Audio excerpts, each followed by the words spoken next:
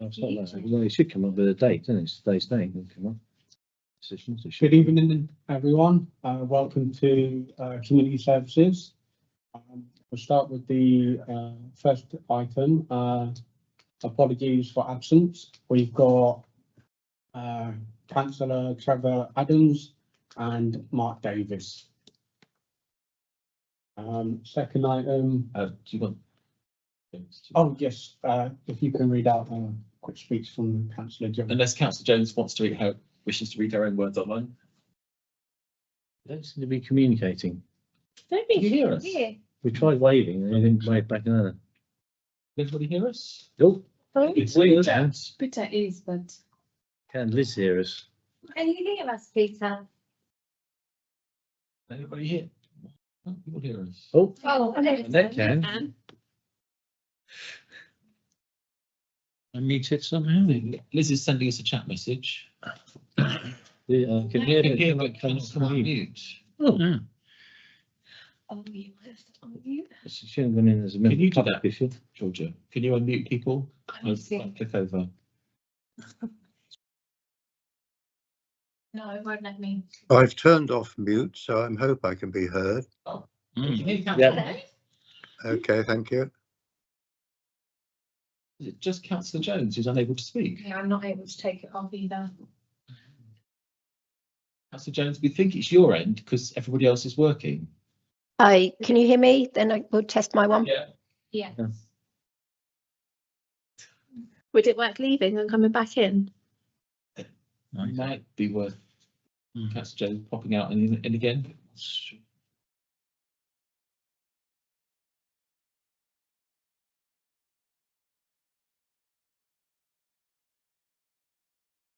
No. Oh.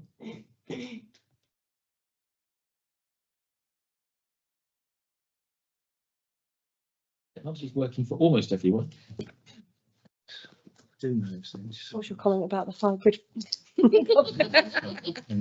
Forward.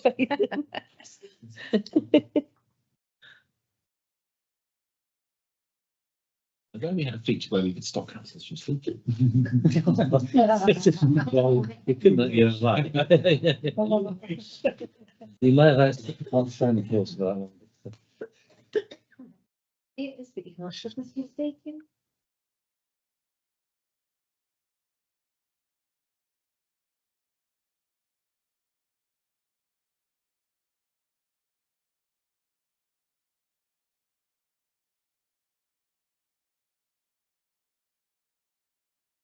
Oh, No, we can't hear you, but you're off mute. She ain't got the symbol up anymore, but can't hear her. no. Okay. So Family notes, it's good. if Councillor Jones is able to speak, Decisions should come. Councillor Jones has, yeah. So Councillor Jones has given the following words. I'm sorry to give my apologies or anybody online this evening and not there to be chair my final community services meeting of this council year. But I'm undertaking a new qualification for my paid employment and I cannot physically attend this evening due to an intensive study period. I would like to thank all councillors and officers for their support during the year, their valued contributions and collaborative approach to ensuring our town and its residents continue to receive a great service across the variety of events, programmes and services we provide. I hope that you're all as proud as I am at the positive impact we make across our community. As I move into the new era of being just a councillor for the incoming council year, I wish those who are stepping up into chair and vice chair roles the very best of luck. It's been a privilege to have been chair of community services and to have seen the huge difference our actions have made.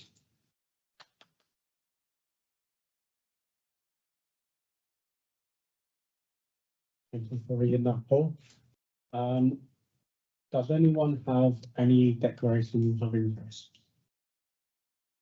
No? Obviously, throughout the agenda, if you do, just do declare them. Any questions from the public? There isn't. Do I have permission to sign the minutes of the last meeting held on the 6th of January 25?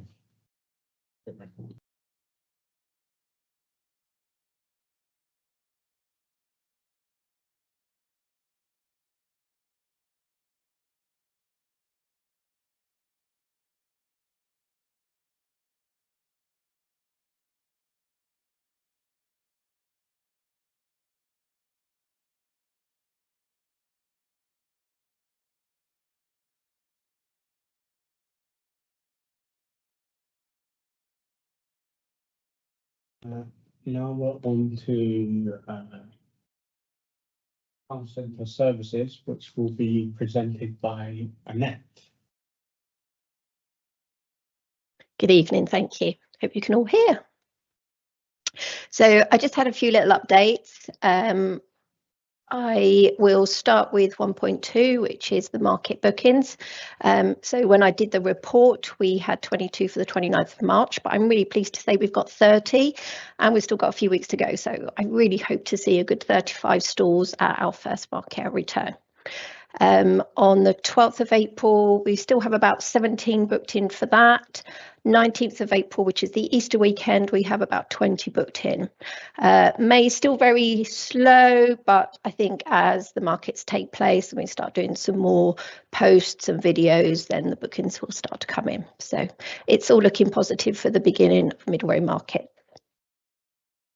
I'm going to nip down to 3.1. Which is about me visiting businesses around the town and going to networking groups.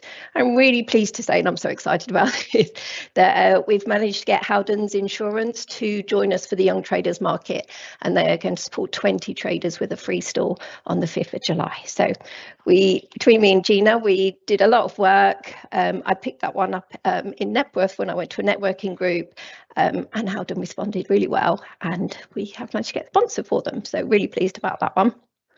I didn't mention this in the report, but Shopwatch is on the 25th of March. And this will be our 25th meeting after restarting over COVID. So since COVID, it's really steadily been going along, and I'm sure there'll be cake on our 25th meeting. And I know Diane's really pleased that that's continued, so we will continue to support that one.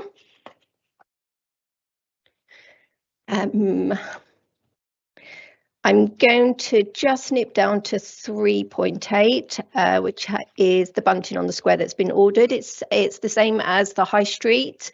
So we will have the same bunting as down the high street with the flags in Middlerow. That is due to take place the middle of March, just in time for all the new markets that are taking place, the French market. So the square will be looking quite dazzling by then, so it'll look good. Vacancy rates you can see. I'm then going to nip down to Pointsitch, which is the UK SPF fund. Unfortunately, on 6.1, there was a lot of work that went into looking at the art display for the festoons. Unfortunately, due to really sudden illness that's taken the artists quite by surprise as well. They have not been able to do that. So I've had a very short turnaround of a few weeks to try and get another install. So I've been working with lamps and tubes, and that is due to be installed on the 17th of March. A little bit complicated to explain, but they are images of Dunstable, past things like hats, some flowers, a glider. They will be in various colours and they will be installed down Middlerow. I'm sure it will all look fab. The vinyl wraps, as people have most probably seen on social media, they went out a few days ago, and there's 2 in the square and 2 down Middlerow. And living pillars are up. They're looking fantastic. And I'm sure over the years they will start to grow and we will see some wildlife in them. They were all the updates I had. I'm happy to take any questions.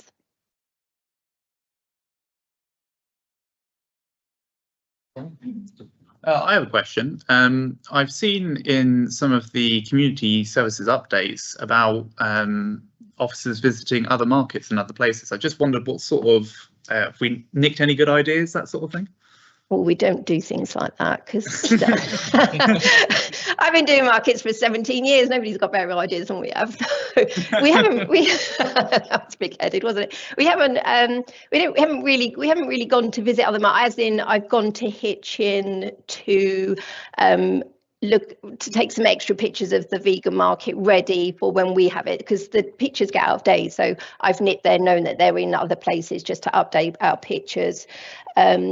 there's an antiques and collectibles market in April, and Stefan, who I've been working with, although he is in Dunstable, he has a store in Hitchin, so just been going there just to take some pictures, but not been going round to other markets as such, no. Fair enough.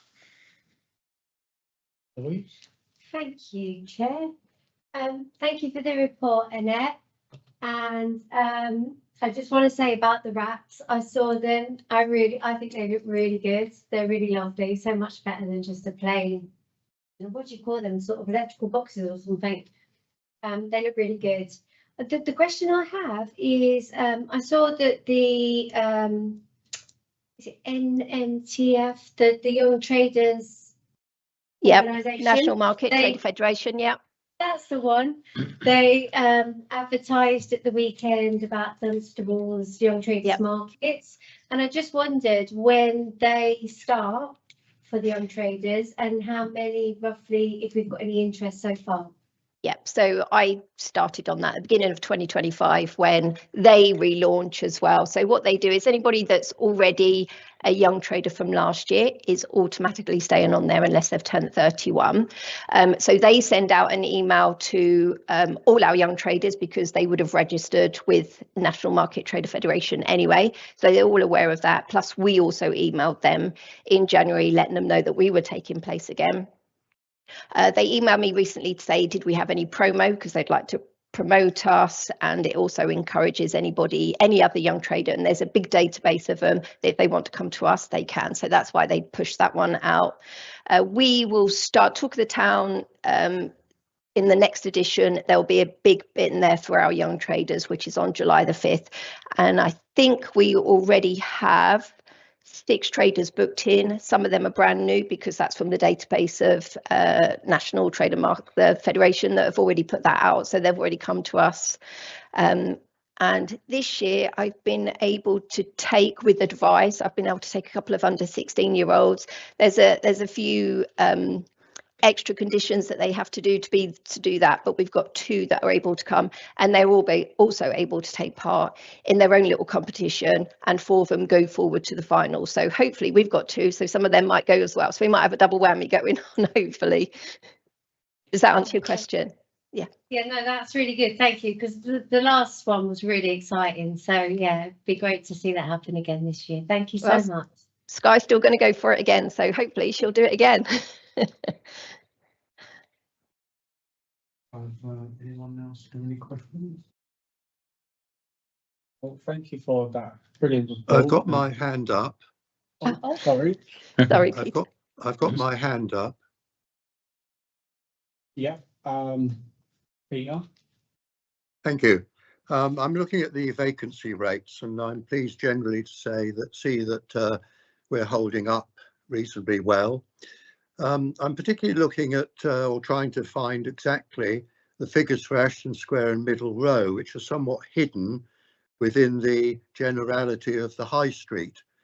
Now, I'm particularly interested because these are, of course, the CBC units, and I think we ought to be able to separate those figures and see what's going on there. And I'm wondering, because it is a vital part of the town, the pedestrian way from Ashton Square car park through to Middle Row and the rest of the town. And I think we ought to be honing in more on this area. I'm just wondering if there are any updates as to what might be happening with the former Wilco's, the former Farm Foods, the former Martins, and I believe the workhouse is now closed. Are there any updates as to what's going on in that part of the town? I don't have that information because CBC have not relayed that to us. I don't know if anybody else has some updates. I know we all met last year as a group, but no updates. Well, maybe we ought to ask CBC to give us the information for their particular vacant outlets. The other thing I was going to raise is 4.7. The Grove Park area in Asda, I always get a bit confused with the corner shop on the end of Queensway round the corner to Grove Park. I understand that somebody is coming into that shop now. It's been empty for a number of years. Have we any information on that? No, because I don't know. As soon as I see someone in there, then I go in and go and see them. That's not part of Grove Park. That literally is the Gary Cooper's and going all along to the theatre. That's that area there. So that will be in the main count under the 253 or the 210. Yeah. Thank you, but on everything else, thank you very much for everything you're doing. Thank you. Louise? Thank you.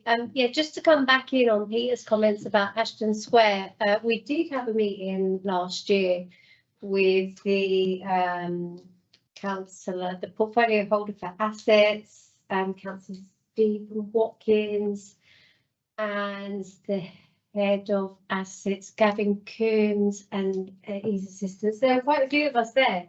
And we were promised a bullet point summary of what happened at that meeting and next actions from Stephen Watkins and Gavin Coombs, but to my knowledge, we haven't received it. And I've requested it a few times and just never received any kind of reply from anybody. So I'm also really interested to know what the update is. Even if it's nothing, I'd like to receive a reply of some sort. And I just wonder if we can CBC again to give us that summary and also to give us an update if there is one. Thank you. Liz has come through that remind us that Dunstable Joint Committee will be updating the meeting at the end of March, so hopefully we can question them then as to what the position is. Well, thank you for the report on that. That was brilliant. We're moving to events, which will be Lisa. Thank you, Chair. So I'll just go through the report and highlight some key things to raise. But the purpose of the report is to recommend to the Finance and General Purposes Committee to allocate £1,000 from the Civic Hospitality budget for the provision of street parties to mark the 80th anniversary of VE Day. So moving on to point 2 in terms of future events, all events are being planned very well, and majority of the events are now nearly 80% complete. Just to confirm the lineup for Dunstable Live, which is 2.3, that'll be tributes to U2, Elton John, Freddie Mercury and David Bowie. We still have 2 slots spare for Sunday concerts, and I know Gina's working hard on getting those filled as soon as possible. Licenses have gone in for Priory Pictures this year, which is the Back to the Future trilogy for the 40th anniversary of those franchises, and obviously the councils. Party in the Park, a headliner has now been confirmed, and that will be released in line with the April edition of Talk of the Town. Dunstable Soapbox Derby is going very well, loads of positive engagement and comments. We don't know yet how many people have downloaded the registration pack. I do know over 1,000 people though have visited the page from our website stats, so that's really positive. And I know Gina has sent out, I think, over a dozen registration packs to people who's inquired. So that seems to be going well, and we're contacting local businesses, charity organisations and community groups this week with invitations to apply as well. So yeah, that's all going well. Moving on to point 3, the Classic Motor Rally. So in December 24, members suggested considering the introduction of an entrance fee for exhibitors to the Motor Rally. A survey was conducted. It was sent to all of last year's and the year before entrance, which is a survey of over 250 people. Asked the question 1 and question 2. And to date, 60% respondents indicated they would be willing to pay an admission fee, but 40% state they would not. We asked if they stated no to state why they would not, and we just listed out some of the comments which were the general consensus of everyone's feedback. Over the years, the Motor Rally has grown significantly in both entrance of cars and figures, and based on 40% not attending, we would lose 100 cars, but that would only generate then an income of £750 to £1,200. but we would go down to only 150 cars compared to the 250 that we had booked in this year. Public feedback from the surveys suggests that the motor rally is as good as it is because of the exhibitions that exhibitors that we have, the range of cars that we have, and that's the reason they tend to attend the event. And that basically the survey says that an entrance fee for the cars would be detrimental to the event. It's highly basically regarded as a very community event. It aligns with the truck convoy. It brings a lot of people into the town, and to lose that support for that event would be very detrimental to the actual overall appearance of that event. It's just to make note that the potential income generated wouldn't outweigh the negative sentiment and the bad feeling that this would result from asking the exhibitors, who already volunteer 7 hours of their time. And it's worth noting that we don't ask any other volunteers to pay to attend our event. So this wouldn't really be in line with what we do across the events programme as it stands. Members' views are requested on this, which we'll pick up at the end. VE Day celebrations. This year marks the 80th anniversary of VE Day, and there'll be national celebrations across the country, and it's expected the Town Council will also acknowledge this day. We are aware that the beacon lighting will also be taking place on the Downs. Previously, we've done £1,000 grant schemes to allow parties of £100 to allocate, and CVC have confirmed that they'll do free road closures for the Thursday, Friday and Saturday of that weekend to anybody who wants to apply for a street road closure. It's recommended to allocate £1,000 from the 25-26 civic hospitality budget, which was increased to £5,000 to cover the £4,000 for the beacon lighting, and then £1,000 to pay for the 10 street parties. Moving on to sponsorship, the events officer has been working incredibly hard on trying to gain events programmes. I know she's been working very closely with Annette as well. And currently Dunstable Live, Part of the Park, Christmas Tree and Torchlight Procession, Ashton Square Christmas Tree has all been sponsored by Penrose Estate Agents. We've had quite a few inquiries on sponsoring the Soapbox Derby, so that's really positive as well, but we want to make sure it's the right sponsor for that one and it's in line with the event itself. But the events officer will continue to seek sponsors for the remaining event programme. Moving on to point 6. On Saturday 15th of February at Grove Theatre, officers along with the Calling Dunstable, NGYT and BBB Group held an open door Meet the Manager event at Grove Theatre to engage with the manager, open up some conversations and put a face to the name and try and basically grow a more positive relationship between the Grove Theatre and the community. And this was really successful. There was a tour around the building, and then there was a very open and honest conversation at the end of it. So that worked really well, and hopefully those continues will continue to grow and have a lot more positive outcomes in the future. The community, Calling Dunstable is having a community arts day, which is taking place on Sunday the 9th of March at Grove Theatre. They're currently planning a finale to the programme, and it's workshops ranging from dance, puppetry, singing, piano lessons, and then there's a 6 till 7 finale. Members are encouraged to attend. All members do have their names on the door for you to attend, but everybody else do need to book online and book tickets. I do know they're going fast. The last update I had, they were 60% sold out, so it's going really well. And that's really positive. There is an appendix that was sent with the report that gives you a lot more detail on the project, but it has been phenomenally well received within the community, and we hope to continue to grow that after the project ends. And then happy to take any questions and discuss the 2 things that we've raised. I've got 4 items. I'll do them one at a time if that's all right.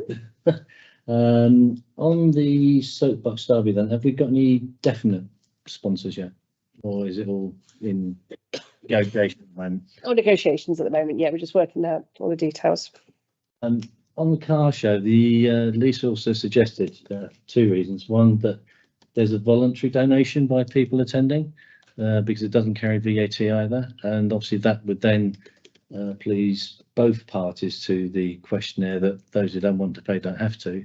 but obviously those who would like to give a voluntary contribution could, and we could apply that to the pedestrians as well. So if you've got 5,000 people attending £1 a time, it'd go a big way to the funds. But this may be something we could work with the Friends of Priory House possibly in collecting funds. They've normally had a stall and they do fundraising and things like that on their stall, which, you know, they've been invited to attend with the stall and they can do fundraising there, so they could do that. Yeah, it's trying to make it a bit more obvious to people to sort of try and donate at the gates as they come in, ideally. But whether we've got the staff to do such a thing, So I think it's really tricky, that the complexity of getting people onto the site and in the right place takes a lot of staff already. So actually having staff on the gate, and I think given the survey we put out, the responses, even if it was voluntary, it might not go down very well if people felt like somebody's waving a bucket in their face as they came in this year. It might get a bit- It's just, I know from other shows I've been to, it tends to be people tend to be fairly happy to come to. Okay.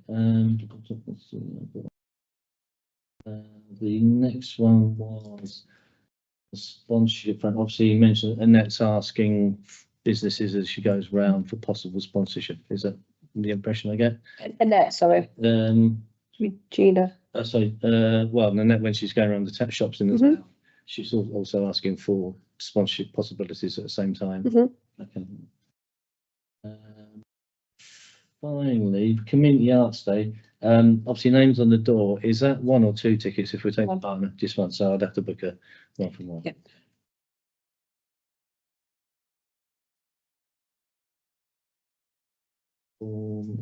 Finally, sorry, sponsorship.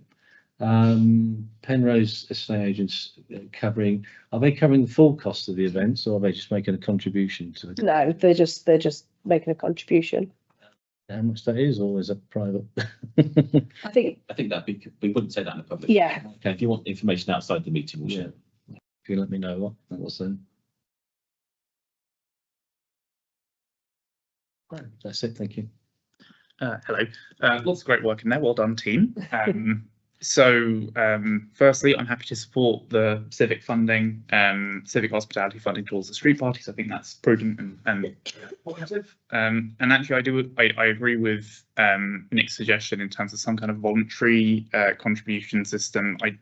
When I see that model in place in anything, I always think I really like that, because it means that anyone can go here. But if someone's got a bit of money and they really liked it, they can just put £1 towards it. So I personally do support that if it can be implemented in some form, and I would like to see it at other events. And we did bounce it around at the budget setting stage as an idea. So obviously I'm thinking about it from a budget perspective, but I do think it's a good idea, if possible, to implement. That's me. Thank you, Chair. My first question is, and it is a question, the Calling Dunstable event on the 9th. I've seen loads of posts about it. It looks really good. And I was actually invited on the radio to talk about it, but I said, no, it's not my event. So I put them in touch with Calling Dunstable. So hopefully that actually happened at the weekend.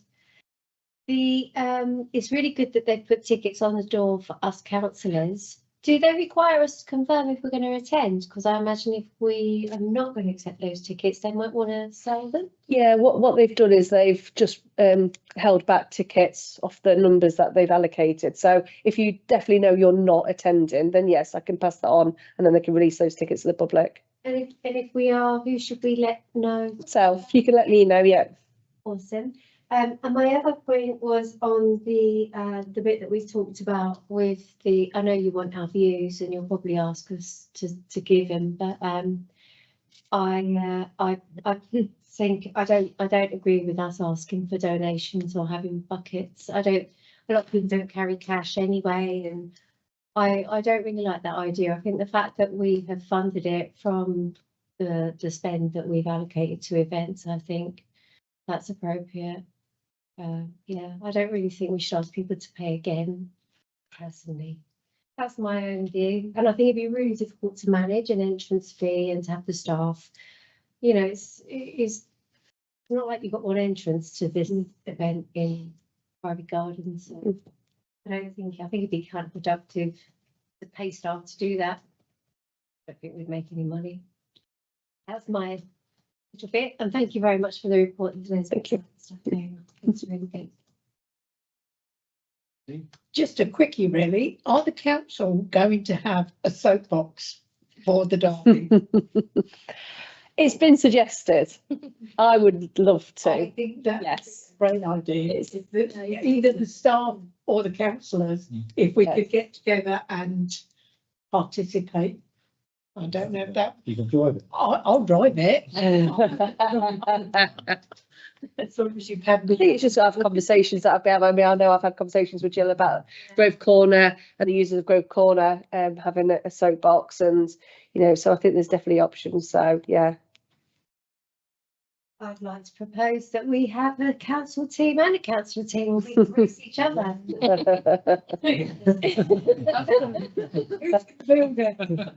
When's the latest date that we can submit? 2nd of June. 2nd of June. Okay, and does it cost to put? No, it's free to enter. Oh. Remind us how we build this thing. Do we build it ourselves from scratch? Yeah.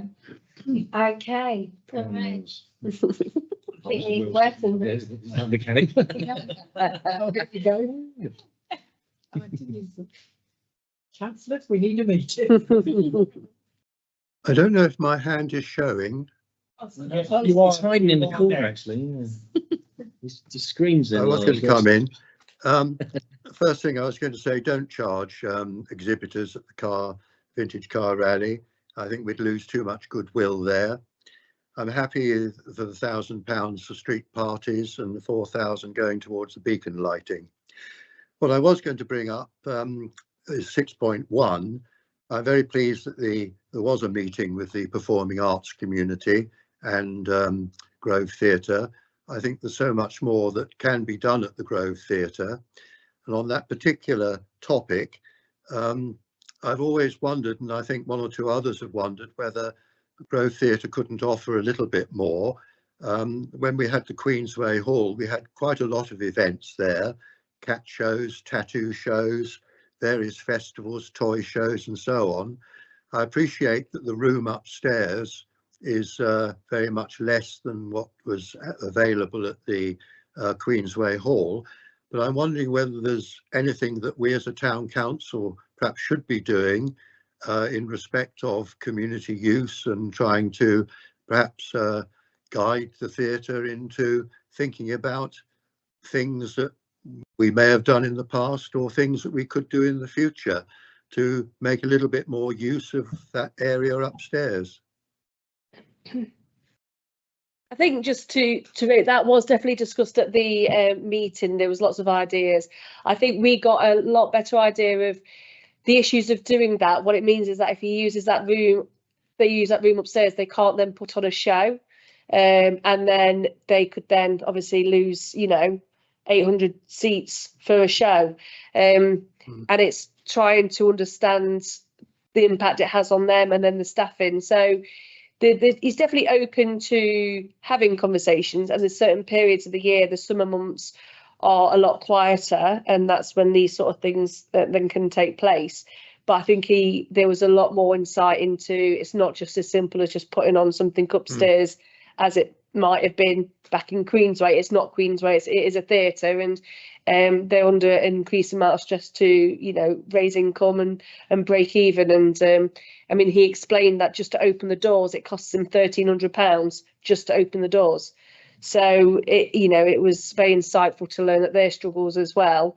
But there's that link now to have those conversations with him from the community groups, and he's very open to explore all ideas. Thank you. I appreciate there would be a fair bit of juggling to do, and I appreciate there are quite a lot of one night events on night after night after night, so I can see there could be difficulties. Thank you. Yeah. Just so that I'm happy with the £1,000 allocation. The only question I have relating to that is, I believe before we were asked for £5,000 for the beacon lighting. So are they going to be happy for 4,000?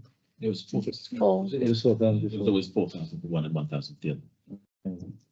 And on the sponsorship front for the main events, obviously we've got Penrose. Are we still looking for other sponsors? And would other sponsors be able to contribute if they come along? There they are. So there's no like just Penrose. It's open to anyone to. I mean, it just on those other ones. So they are the main sponsor. So you wouldn't have another main sponsor.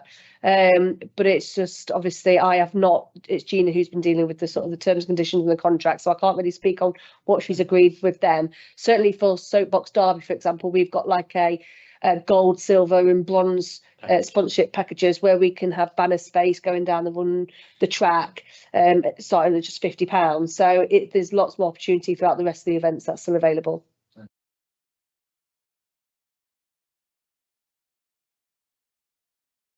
Thank you for that. Need a vote then.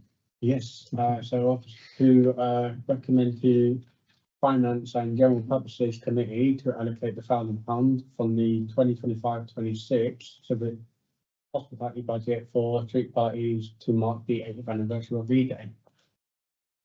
In favour? I'm not part of the committee, so 1, 2, 3, 4, 6. Against or Any against? abstentions? Any abstentions? 6 of the vote. I always forget who's on committee. So we change the rules. Thank you for that report. We are going to Cultural Services Project UK SPF. We just covered that. So that technically, apologies. The next item is technically an appendix to the agenda item just discussed. So we've already just discussed that. So on Friday. Also presented by Jim. Yes. Lisa, sorry. Thank you. So this is the information report. Operations, the duty manager is now back from sick leave, which has meant that we can resume to reopen it on Saturday. So it was open this Saturday. So that's good news. The gift shop is currently on target to be closed from the 31st of March for the roof repairs. There's been no change to that programme as of yet. The officers are putting plans in place to sell Tea Time Tales tickets, the Frenchique books, honey and bags of tea from here at Grove House. So all those items will be listed onto the website for people to order on the website and basically like a click and collect service or postal. The only item that can't be posted is the Frenchique paint. So that's good news for our customers who do use that, and that's been well received from them. Staff will still have access to the kitchen space, and therefore it is planned that we're still going to have a stall at the outside events for St George's Day around the world and the motor rally. So that'll be selling tea, coffee, cakes, gift shop items. So we'll still be able to have a stall like we've done previously. Priory House refurbishment. So work continues at Priory House with the planning permission for the bunds and the railings all being submitted. The wall painting conservation taking place and the works to stabilise the internal south-east corner still taking place. However, there have been issues with changes to the requirement approach from obtaining the listed building consent from Central Bedfordshire Council, and this has significantly risked impacting the programme and timescales and therefore costs. The tender exercise for the exhibition was successful. There's 7 tenders that have applied and that's being scored this week. So that's a really positive outcome on that tender. Moving on to finance. Officer will see that the gift shop is doing well. It's £2,700 increase from last year. And there's still 2 months remaining of the financial year, so that's really positive. And officers are going to be looking at during the closure new stock to open with, and visiting other gift shops, other tea rooms as well to find gaps in the market and see what stock we can sell that might bring a bit more footfall into the gift shop area for when we reopen. Thank you. Any questions? Thank you for the report. I think it's really impressive actually with the finances in point 3 that there has been an increase compared to the previous year, given all of the challenges that obviously all the challenges that are obvious with Priory House at the moment. And my question is, I've forgotten it. Totally flipping forgotten what I was going to say. Oh my gosh, I'm so sorry. I'm going to come back. Has anybody else got a question? Peter? Thank you. Going back to 1.2, we've known for a long time that the shop's going to be closed for about 12 weeks and it's going to start, I think, 31st of March from my memory. I do hope that as soon as we are able to, that is, get a date for when we can open, and I appreciate these things sometimes take longer than anticipated and so on, but I would hope that we'd be able to advertise the reopening as soon as we can, and I would have hoped about sort of 3 or 4 or 5 weeks before the work is actually finished. And I dare I say it, that be for Priory House as well, but that's something for a little bit later. Also for 2.1, I'm extremely disappointed that the works at Priory House still seem to be being held up as a result of the new officer at Central Beds not being following the way that planning was done before. I could have asked a very simple question, hasn't this been sorted out yet? But where are we there? Because it's taking long enough, and any further delays is presumably going to cost more. And what is it that the planning officer, maybe against the advice of Historic England, is doing to delay all this? Who's going to come in on that? So the Okay. oh, okay. Sorry, a bit slow. I'm trying to press the buttons. Thanks for that, Peter. I'm glad you've picked up on those points. I think those frustrations are shared by officers and the project team alike, and Historic England themselves. Please be assured that behind the scenes, colleagues at Historic England are having some serious conversations internally and trying to understand how best to get some resolutions with Central Bedfordshire Council and their planning process. They themselves, Historic England, are less than happy about the route that's been taken and the impact that that's having with the building. So at the moment, we don't have any specific resolutions. We have had an update today specifically about the planning permissions for the external works, the rainwater works there, that seems a bit more promising, but still in terms of the process itself, we're still being forced to take a new approach to obtaining consents. We are looking at trying to get a meeting with Central Bedfordshire Council and Historic England officers later on this month, and we're just awaiting availability from those officers. But I would like to just thank you, but also ask other CBC members to just keep this at the forefront of your thoughts in terms of how else we can try and find a more appropriate resolution to make sure that the works continue and that they don't have a further delay or costs to the project. Paul, let's hope we can. Let's hope we can have a more positive progress then at the next meeting. Absolutely. Thank you. I remember. Sorry, my blank. So yeah, so the figures are really, really good. My question was, and now I've got another question leading from it. My question was, do we know what our demographic is in terms of how those sales are made up? What type of customers are we getting? Do we analyse those figures and understand the makeup of the demographic? And then that led on to my next question, which was, how do we feel that might be effective when we go to online sales for pickup? So our demographics changed massively, and it has diversified more. We have ambitions that we do want to attract still more younger members, families, people coming with their children more. We don't tend to see that those type of customers. We do see still a lot of the older generation use it, and we have regular customers. I mean, some of our customers come to us 3 times a week, you know, sort of real hardy supporters, which is lovely to see. Which is why we do interact with them and sort of check what about shop stock. We frequently ask, is there anything that we're not selling, anything that you want to see more of?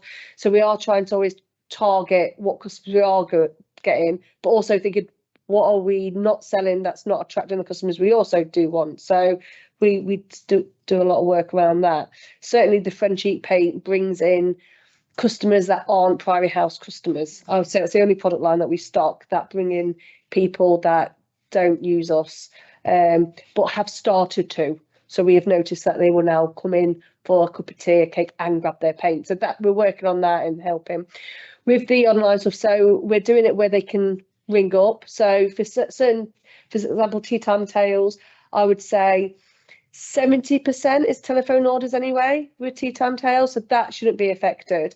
And we've been promoting that to our customers. We've got signs up in the shop about us moving down to Grove House, and at the moment we've had they're just thankful we're still offering these items and that we're still offering the local honey. That's one of the big things that people really want as well. We have a gentleman that comes in to his loose leaf tea, only buys his tea from us. So he's thrilled, he can still just pop down here and get it. So far the feedback's been really positive, and thankful that the council aren't complete, even though we're closing, that we're just moving a bit of our service down there. So that's been really positive. Thank you. That's really good. That's really positive. I like that there's the foresight to let people know well ahead, so they know that they can still continue to buy their goods. The other question I had, and I think I've nearly forgotten it again. Oh yeah, so they'll be able to do telephone orders, come and pick it up.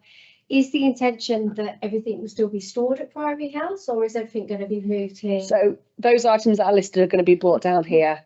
So they're going to be stored in the registrar's area. So we're not going to operate like a pop-up shop where we're just sat there waiting for customers to come in. That's not going to be financially viable. But what we will do is people can order online and then collect it, or they can ring up and we'll say, yeah, you can come and collect it between these times on these days. So that's what, and then there's a bit of reviewing, how is it working, and the times working, the days working. So we're constantly reviewing that and getting feedback. But we've taken the lines from the shop that sell the most and supporting our local, like authors. We sell a lot of historical books, so we still make sure we still sell them to support them as well. So yeah.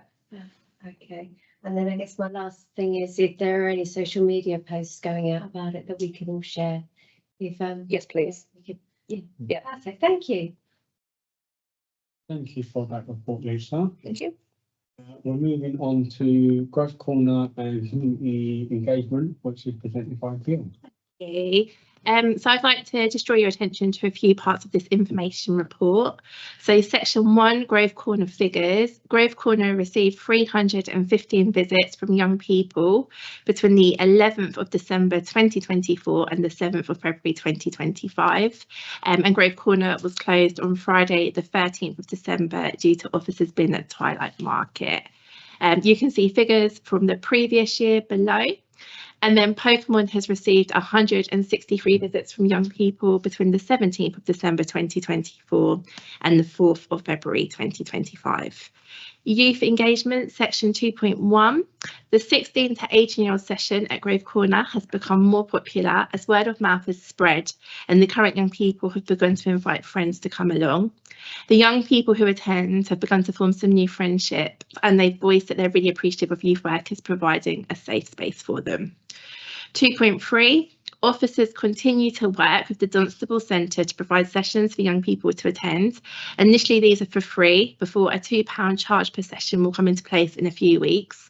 And the reason a small fee is going to be charged is to get the commitment from the young people for the project to get their buy-in from it. So this project is due to funding that we got from Sports England in partnership with Everyone Active and CBC. But we want that buy-in from the young people so that actually it can carry on and you get that long-term commitment, as opposed to they just get it for free and in 50 weeks it finishes and then it can't kind of carry on. So at the moment, the kind of 3 sessions are in a week, so Mondays, Wednesdays and Fridays. So on a Monday there's football and basketball. Currently on a Wednesday there's cycling, and on a Friday there's boxing. That Boxing Saves Lives is coming to facilitate.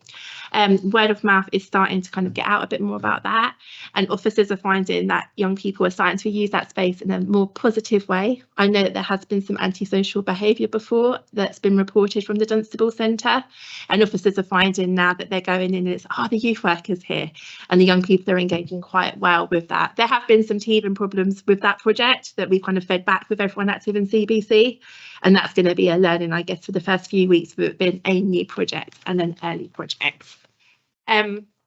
2.5, officers of Butch take a group of 8 young people aged 16 to 18 who attend Grove Corner to Milton Keynes in April. This is going to support this particular group of young people to learn how to use public transport, supporting them to get the bus to Milton Keynes, attending a locked-in room experience and having lunch before returning back to Dunstable. And the aim of this project is to really support the cohort that we're going to take to increase their confidence and encourage more independence for this particular cohort that have been identified really benefit from going on this type of project. Section 3, detached youth work, 3.1. Between the 11th of December 2024 and the 7th of February 2025, officers have delivered 14 detached activities and engagement sessions across Dunstable, and this does not include Dunstable East, and officers continue to deliver 9 hours a week in Dunstable East. Between the 9th of December 2024 and the 7th of February 2025, officers have engaged with 363 young people by head count as part of our detached work. 144 of these young people have been in Dunstable East, and the remaining 219 have been in the rest of the town. 3.6. Over February half term, we delivered some activities as part of our detached work. So we had 23 young people attend our swimming, 10 young people attend the sports session at Kingsbury, 16 young people attend bowling, and 7 young people attended a movie, which was great because they were some of new projects that we've done. We've not done swimming with them before, and we're going to literally do that again over Easter.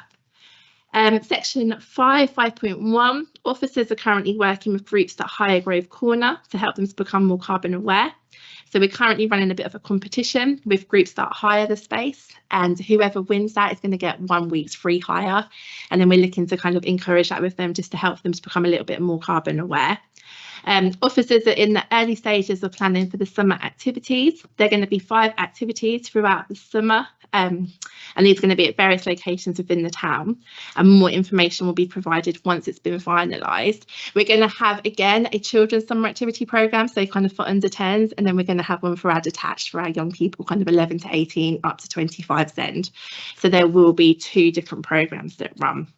Section 6, Bennett Splash Cafe and Community Hub. Since Monday, the 17th of February, Bennett Splash and Community Hub now sits within the Community Services Department, with the cafe manager reporting to the Senior Neighbourhood Development Officer. This provides the service with wider team support and access to expertise into delivery of community services within the community development framework and approach. Because we've only just taken that one, I just want to make members aware that there'll be a more detailed report on that from June. But as we kind of have literally taken on in the last couple of weeks, I've not got as such a detailed report, but going forwards we will report on things like number of organised activities, number of hirers, financial update, etc. And then section 7, the community lottery. Officers are aiming to have the licence submitted. We have submitted that for the lottery, and they're looking to launch the lottery at the annual council meeting on the 19th of May. And working with the project plan and guidance from Gatherwell, the marketing communications officer is pulling together a press release, and wider the community engagement team are putting together a list of good causes who might like to sign up. Thank you.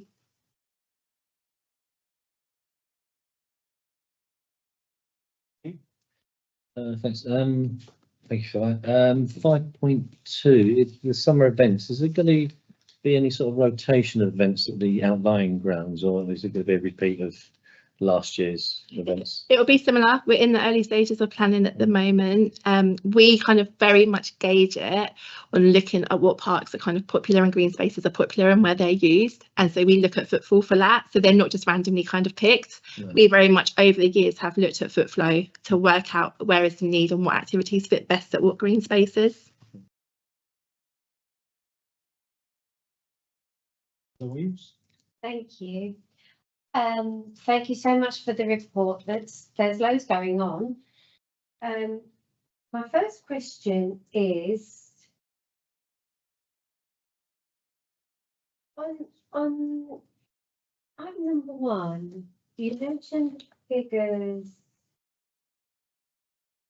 for December of 2024 to February 2025, and then you said that there were some figures below for Yeah. last year's comparison. I can't see those. Oh, so right below, so Grove Corner received 354 visits between the 18th of December 2023 and the 9th of February 2024. Oh, I see. Right. Okay. Thank you. And then the same with Pokemon. Thank you. I was looking for a table. Oh, that's okay. Thank you so much. So actually, it was a little bit less than the previous year, but actually, we had probably more people visiting Twilight Market. Thank you so much. My other question was relating to, it was the 2.3, the Dunstable Centre. I saw there was a post about the 3 sessions a week that are being held at Dunstable Centre in collaboration with Dunstable Town Council, CVC and Dunstable Centre, or Everyone Active, which is really good. And that's for a period of 50 weeks from beginning of February. I just wanted to know who organised the different events and the stakeholders for those, like Boxing Saves Lives. Was that CVC? No, so we worked really closely with one of the officers at CVC who's also based at Everyone Active to discuss this project initially for the funding, and then we've used some of our networks. So with Boxing Saves Lives, we've used them for other projects. So we kind of approached them to do boxing. Every 10 weeks, the activities are going to change. So for the first 10 weeks, to get the project started, we needed to just kind of pick some activities. And boxing was picked because the detached team have had a lot of feedback that the young people wanted to have some boxing and to trial some boxing. So that's why boxing was picked. And then the football and the basketball was picked because, again, just a space for them to use. We don't have a coach for that session. It's just we've got the balls, and for them to kind of, some of the young people struggle to use that space maybe in the right way. So it's trying to support them to learn how to use that and take ownership of that space. So it's allowing youth workers to kind of have that space to do that. And so then going forward, we'll be working with the young people to say, what is it that you want? And then it'll be a rolling 10 weeks kind of programme. Community safety and the police, my team work closely with as part of our detached work. So kind of working closely to try and ensure that we can offer services for the young people and know what's going on in hotspot areas. Sometimes those partnerships work better than other times, depending on communication. That's something that we're always working on and encouraging. So tonight, the community safety officer went out with the detached team and went to the Dunstable Centre. So we're having that. We had the police come along to a couple of the February half-term activities. So we are trying to work closer with them, and we're trying to do that to support the young people to remove some of those barriers as well. And we know that for some of the young people, there are barriers there. And so we're trying to work there to remove some of those barriers and to work collectively together to offer the best services for our young people.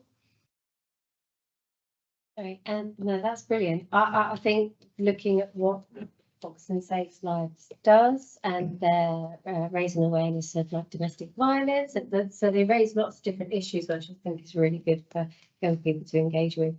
How have you found, I know it's a very new thing and it's only been a few weeks, how's that uptake been from young people so far? Has it been popular? Yeah, so some sessions have been more busy than others. So we're looking at uptake in 2 ways. So we're looking at young people we're engaging with that are just in the centre that maybe aren't doing the activity, but we're engaging with them in the centre. And we're looking at uptake of young people coming to activities. So the boxing, I think they had 6 or 7 on Friday, but then they'd engaged with a load of young people in the centre prior to that. And so we're looking at both those figures because this project's not just about them attending a session, it's about that wider engagement, and it's about supporting those young people to use that space. There was a few weeks ago on our first week that we turned up for, I'm talking about communication, that a group of young people had been asked to leave prior to us arriving because they were being too loud. And so our youth workers then went in and did some work with them outside, and they didn't then want to come to do the activity, but it was them working with the staff at the centre to say, actually, can you just next time say to them, the youth workers are coming, quieten down a bit. So we're looking at some of that. So the hope of this project is not just about that physical exercise, that's part of it, but it's really looking at those groups of young people getting some ownership of that centre with the hope they'll have the ownership and then they'll want to use it in the right ways. And I would argue sometimes, are they using it in the wrong ways, or are they just been a group of young people that maybe people are perceiving they've been too loud as opposed to doing anything wrong. That's brilliant. Thank you. Thank you so much. We'll move on to people services. But to note, we are going to skip item 2 as that will go on access at the end. Lovely, thank you. So there's just a couple of things really to draw your attention to. So section 1, Good Companions. So Good Companions currently is at capacity, but we keep kind of promoting that group because, as I mentioned at every meeting, things can change quite quickly with that group. Since the last report, Good Companions have been bowling, they've taken part in a game this morning, they played music bingo, they've had visits from the History Society, Health Watch, the Deputy Mayor, Bedsfire, and most recently they went on an outing to Tring Garden Centre, which they all thoroughly enjoyed. Then section 3, the Over 55s Breakfast Club. So officers have begun to deliver an Over 55s Breakfast Club at Bennett's Cafe. Those who attend the project are to become members of it. So the first few weeks, kind of if people dip in and out, that's okay. But the hope of it is they'll then become members, and it's kind of due to capacity and space in that building. We wouldn't want to be inundated and then actually you have to turn people away. So we have a capacity of 18 people that we could take, and at the moment the project's got 13 people booked on. So the members pay £5 a week. That covers kind of their foods. They get breakfast changes. So tomorrow they've got kind of egg on toast. Last week they had pancakes, fruit, yogurts, etc. So they get a nice breakfast, and then they might get a speaker in, or they might play some games. But it's a different cohort of older people that we're reaching. So they don't come to other things that we run, and that was the aim of this, was to reach a different cohort of older people. Section 4, rock and roll. So due to the popularity of rock and roll, we're going to increase it to run it 4 times per year instead of the current 3. That's been from feedback of people that attend that. It's very popular. So the next event will be in June. And then finally, section 5, big lunch. So we've began to plan for the big lunch, which is going to take place on the 15th of July. Tickets for this event are going to be released in April once it's been advertised in Talk of the Town. Tickets won't be issued in advance of that advertisement, and it's very much going to be on a first come first serve basis. We are hoping to have between 150 to 200 subject to sponsorship. We're looking to see if we can get some sponsorship for this. Nothing's guaranteed at this stage. It's very early conversations, but if we are able to get some sponsorship, we would love to be able to put it on for 200. Otherwise, like last year, it'll be for 150 people. You? Oh, where should I start? So my first question, Good Companions Club, currently got 24 members. Is there a waiting list, and if so, how many? Not at the moment. It's with Good Companions. I think I've mentioned quite a few times. This group, although it's for over 75s, a lot of them are in their 80s and 90s. We have a very quick change with this group. So I'm saying there are 24. If I spoke to the older people's officer today, that could actually have changed. And I think it's really important, and that's why I draw attention every single meeting to this, that with that kind of clientele group, things can change at the drop of a hand. People can have to pull out or ill health, etc. So it's why we keep that steady flow and going for it. So yeah, at the moment, that's, well, as far as I know, we're at 24. Good. No, that's good. Thank you. The Over 55s Breakfast Club, I've seen that is pretty popular. I think for 13 people to be booked on it already out of 18 capacity, that's really good. The feedback online looks really positive. So yeah, that's really good. The rock and roll events are always really, really popular. So it's so good to see that they're going to be extended to 4 events a year, because lots of people are really interested in that, and they often sell out.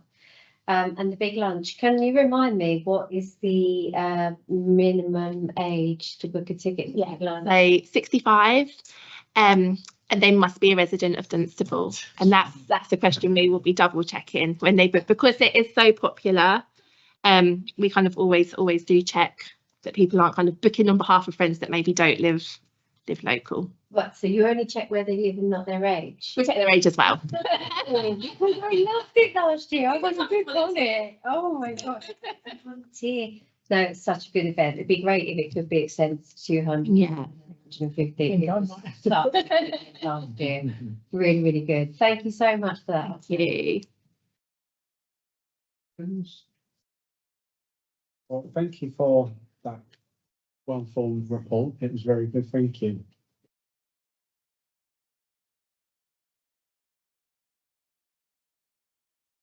Okay. Propose half members to agree. Okay, can we go to a vote on going into a private session at the end? All in favour? Any against? Any abstentions?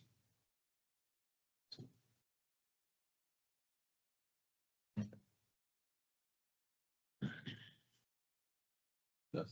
But first, we are going on to reports from outside bodies. First is Southend Dial-A-Ride. Councillor Peter Hollick. Thank you. Pleased to say we've managed to acquire a new bus. This is part of our need to regularly look at keeping the fleet up to date, and obviously the keeping it as new as we can reduces maintenance costs. At the last meeting, we agreed a rise for the drivers and indeed other members of staff. There's still no word, as I understand it, about that parcel of land on the edge of Watling House, where the buses are kept at the moment.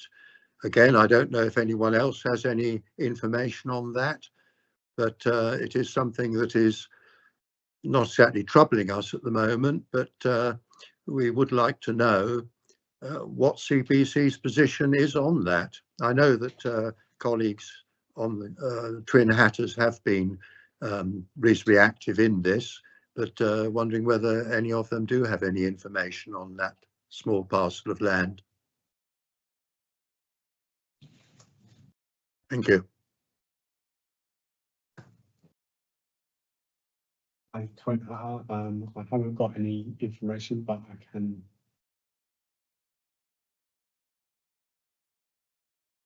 Any questions on Peter Hollick?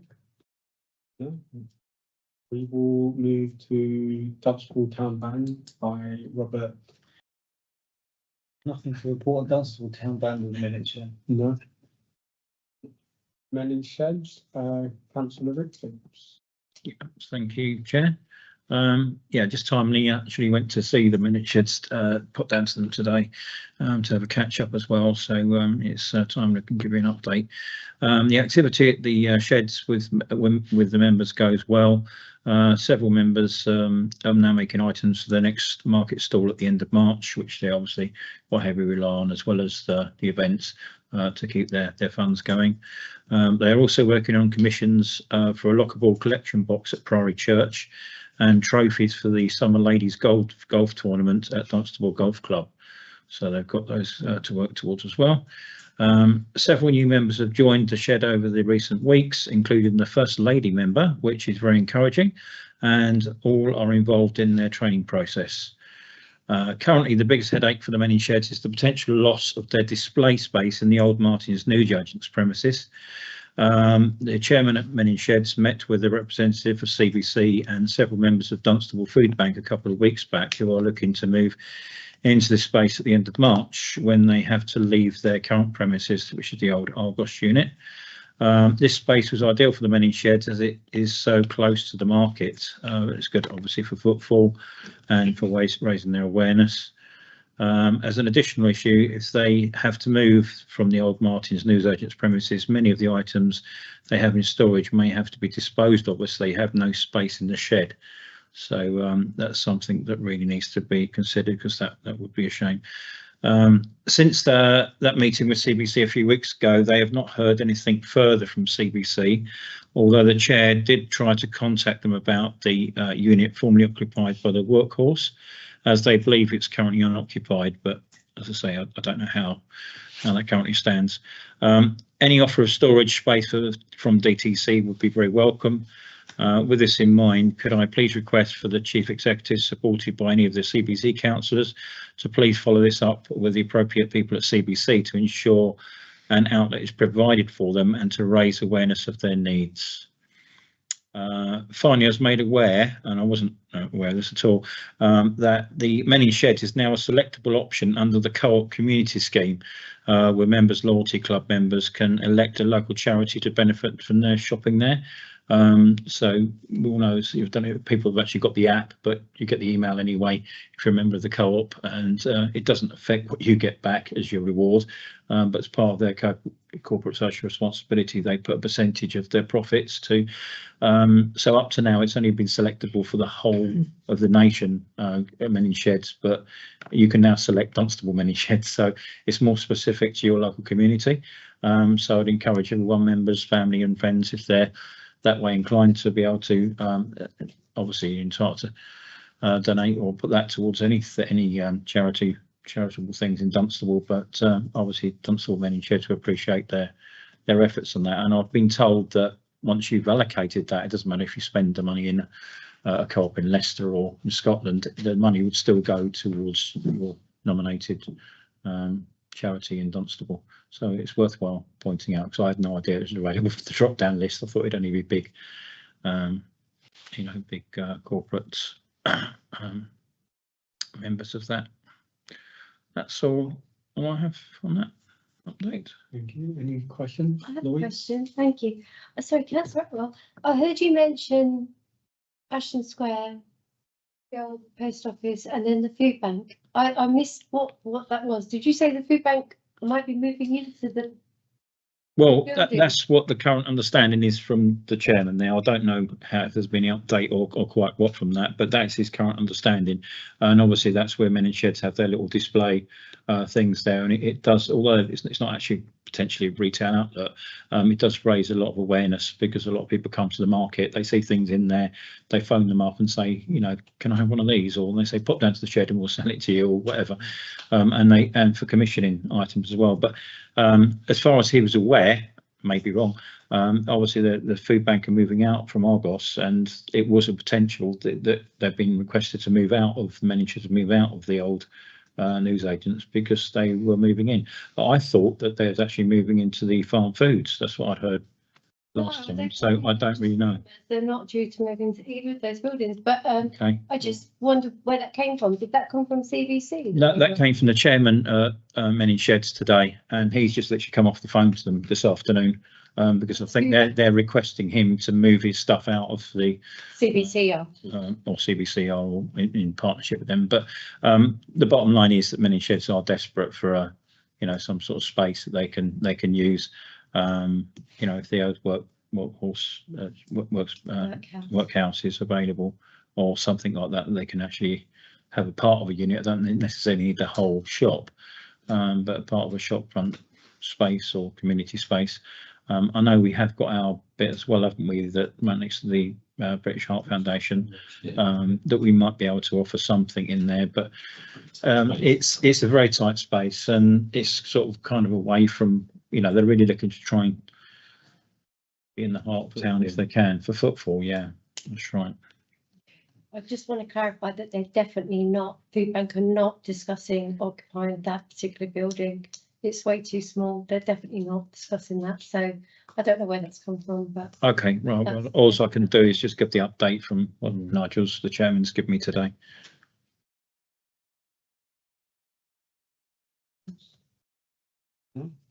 Thank you for that report. The next meeting for this will be on Monday, the 2nd of June, 2025. Close this meeting and go into private session.